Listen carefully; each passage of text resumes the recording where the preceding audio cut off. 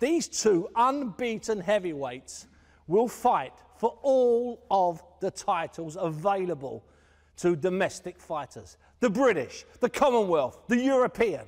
3 belts, 2 unbeaten fighters, 1 night. Simple question. I'm going to start with you, Frank. And I've asked you this before, and I accept your answer, but I'm going to keep asking you. They're both unbeaten. They could fight next year. They could fight the year after. Why are they fighting now? Because they want it. They want to fight each other. All the way through this, when can I fight him? You know, Daniel wants to fight Joe. Joe wants to fight Daniel. It drove me mad. And in the end, we've got to get it on. They wanted it so bad. They both think they got the beating of each other. Both have got tremendous self-belief. Both think they've got the other man's number. So we're getting it on. And it's too late now. It's on. So we're going to see it. Dave, it's too late now. It's on. Now, you like a fight. Sometimes you let your heart rule your head in fights. Would you have taken this fight if you were one of these two? Tell me the truth. Yes, I think at this stage of my career, with what's going on in the world, with the uncertainty of the future, we don't know when crowds are coming back. We don't know how long the venues are going to continue to stage events. So I believe it's that point now where you got to take what you can and you got to prove yourself. Only the best are getting the headline billing, not second best now. So you've got to take the risk. You've got to take the, if you believe in yourself, if Joe believes he can beat Dubois and Dubois believes he can beat Joyce, then why don't they do it? And this is what's happening. You know, if they've got true belief in themselves, this fight is a formality. They just got to go through it, take that truly belongs to them, the European, Commonwealth and British title, and move on to the world scene. Big John, it's one thing having belief, but if your son Tyson had come to you when he'd had 10 and 11 contests, and there'd have been a natural rival like him, a bang-out artist, a knockout artist, and he said to you, what do you think, Dad? Should I take it now or should I take it next year? What are you telling him as a father and a boxing expert? It depends on how far he was down the road with his career, what position he was in, where he was up to with it. And if I thought he was good enough, there wouldn't be a problem with it. And both of these two men are good enough, but it's where they're at in their careers. Dubois, young man, Joyce, he's at his pump, you know, so it's old head again, young head. They both got massive power. We know Joyce is a tough guy. Why not? And if Tyson was in the same position where these men are now, we're talking about Dubois, I'd say, yeah, let him at it. Yeah, no problem. Joe, welcome to the debate, heavyweight debate. What about you? Would you take it? What if your dad, Enzo, had said to you, we've got this offer, Joe, I know you've only had 10 fights, there's this other kid who's a really dangerous fighter, he's untouchable, he's unbeaten, he's only had 10 fights. What would you have said? We can fight him now or we can fight him next year? I think it's the circumstances as well. I think it's refreshing the boxing, especially the heavyweight division. That's you know, 2 undefeated fighters, you know, clash. They both believe they can win. I think it's refreshing for the sport, and I'm looking forward to it. And the question is, yeah, I would have liked to have fought undefeated fighters going through, you know. And they put the same. Because it was obvious you were going to say yes. Look at you. Of course I was going to say yeah, Buzzy. Come on, of course, mate.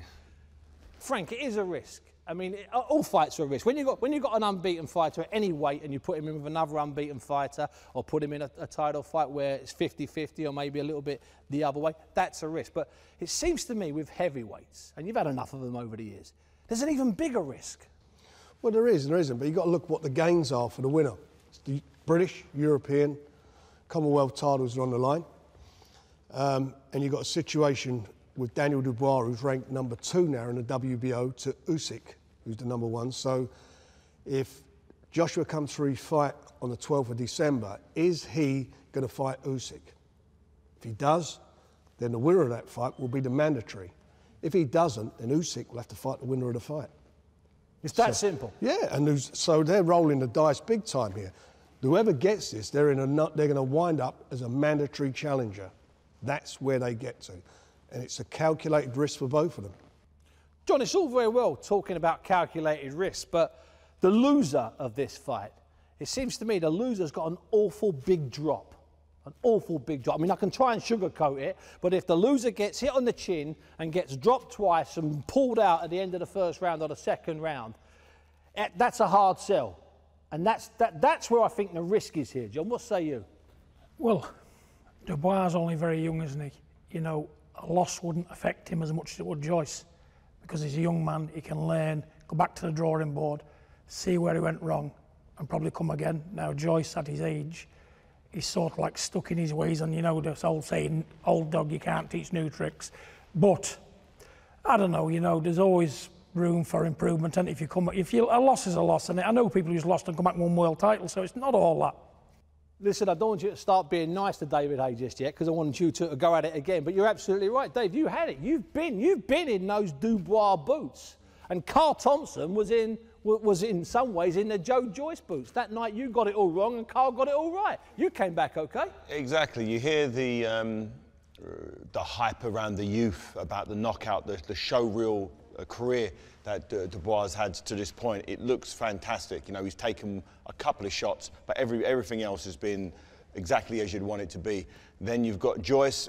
He's gone the distance of a few more rounds of his. The knockout ratio's high, just the same, but they're not clean concussive knockouts. He stops people on the ropes. He bludgeons them down. But he's got the hard 10 and 12 rounds. He's got the hard, so he's got that toughness from those tougher fights. The Staverns, the Jennings, the Ustinovs. Those fights weren't easy fights. He had to really work for them.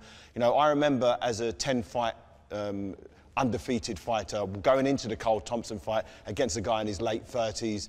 I thought it was just it was a foregone conclusion.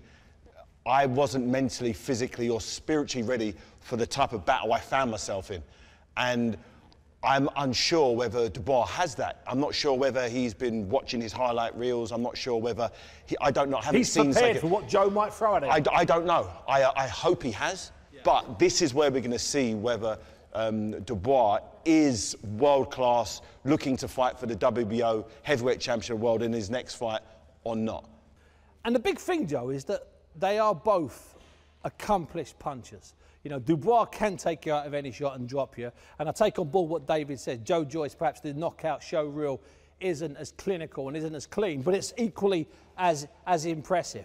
And what I'm going to ask you is quite simple, is that these two guys are used to knocking people out. They're used to hitting people on the chin, but they're not used to being hit on the chin that much.